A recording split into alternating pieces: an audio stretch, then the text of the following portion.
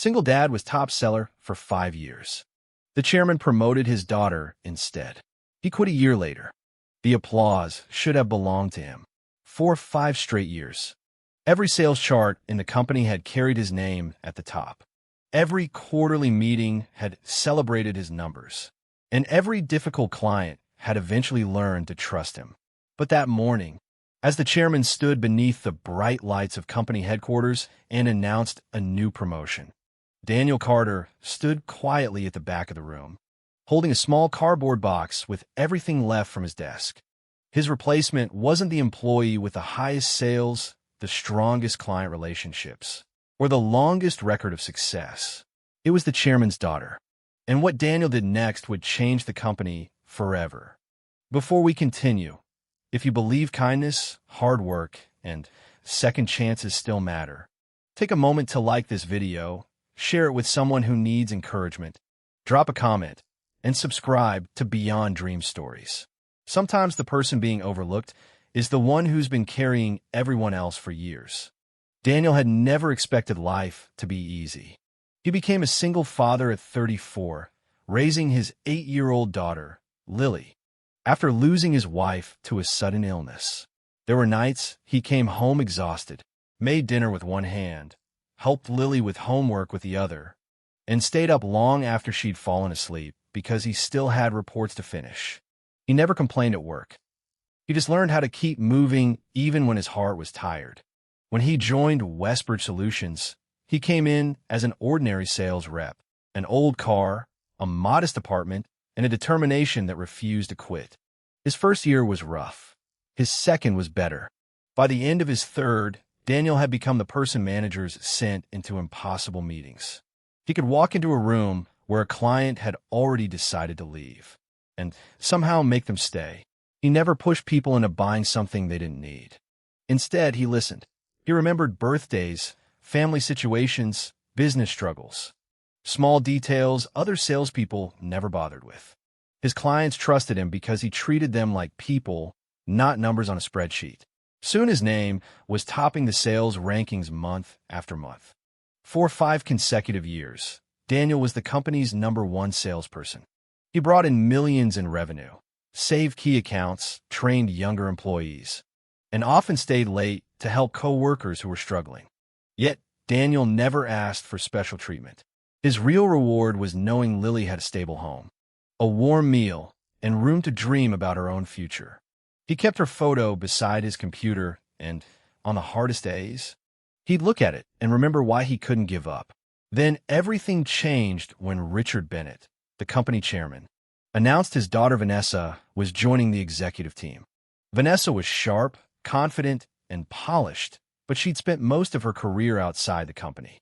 Daniel welcomed her the way he welcomed everyone new. He walked her through the sales system, introduced her to major clients, even handed over his own notes on market trends. He believed helping someone else succeed didn't make his own success any smaller. Months later, rumors started moving through the office that Vanessa would soon head up sales. Daniel brushed them off. He still believed performance mattered. Then came the annual leadership meeting. The chairman stood at the front of the conference room and announced Vanessa as the company's new vice president of sales. Everyone applauded. Daniel did too. That was just who he was. But then the chairman added that Vanessa would also take over several of Daniel's largest accounts. Along with the sales division, he'd spent years building from the ground up. Something inside Daniel went completely still. He looked around the room. Some coworkers avoided his eyes. Others looked uncomfortable. Everyone understood what had just happened. Daniel had spent 5 years proving himself, and the moment the most important seat opened up, his work suddenly counted for less than a last name. He didn't argue. He didn't say a word out of place. He just walked back to his office, shut the door, and sat looking at Lily's photo on his desk. He thought about every late night, every sacrificed weekend, every time he'd told her he'd make it up to her later. He knew leaving would be terrifying, especially as a single father. But staying somewhere that had stopped respecting him might teach his daughter exactly the wrong lesson about her own worth. That evening, Daniel packed his things into a cardboard box, his old coffee mug, his framed sales awards, a few photos, a small plant Lily had given him years earlier. Then he walked through the office one last time. By the next morning, his resignation was official. The first few months were hard. He applied everywhere. Some companies said he was overqualified. Others offered salaries that barely covered his bills. Some nights he sat in his car outside Lily's school, hands on the wheel, wondering if he'd made the biggest mistake of his life. But Lily never saw a failure. She saw the father who still made pancakes on Sunday mornings, the man who never stopped cheering her on. One night, when Daniel admitted he was scared about the future, Lily reminded him of something he'd told her himself once, that losing one opportunity doesn't mean losing the whole journey. Those words shifted something in him.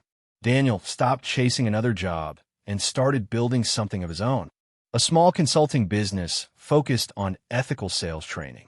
He started with one client, then two, then five. His reputation carried him. Former clients remembered his honesty. Former coworkers sent referrals his way. Businesses started to realize Daniel could teach something no textbook covers: how to earn trust. Within a year, his small company had grown into something far bigger than he'd ever imagined. Then, one rainy afternoon, his phone rang. It was Westbridge Solutions. The company was in trouble. Major clients had walked. Sales had dropped sharply. Vanessa, for all her confidence and education, hadn't been able to hold onto the relationships Daniel spent 5 years building. The chairman had finally realized that sales was never just about numbers. It was about trust, consistency, and people.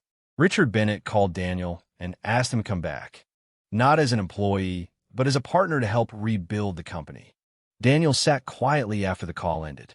A year earlier, he'd walked out carrying a cardboard box. Now the same company was asking him to come back as an equal. He said yes, not for revenge, but because he knew there were hundreds of people inside that building who deserved the same second chance he'd been given. When Daniel walked back through the doors, the office went quiet. People who'd watched him leave now stood to greet him. Some apologized. Some looked ashamed. Daniel just smiled. He never asked for Vanessa to be pushed out. Instead, he insisted she be given the chance to learn, grow, and earn her position through her own work. The very thing the company had failed to give him. Years later, Daniel would tell Lily that the hardest day of his career wasn't the day he quit. It was the day he realized he'd been measuring his own worth by someone else's decision. If this story touched you, like the video, share it with someone who's ever felt overlooked. And subscribe to Beyond Dream Stories for more on courage, kindness, and second chances. And before you go, leave this in the comments. My worth is not decided by someone else. Daniel eventually became one of the company's most respected leaders. But his real achievement was never about sales charts or job titles. It was the life he built for Lily, the people he lifted along the way, and the lesson he carried with him wherever he went. Sometimes losing a place that never valued you is just the beginning of finding one where your worth can finally be seen. And sometimes the person who walks out carrying nothing but a cardboard box is the same person who comes back a year later carrying the future in his hands.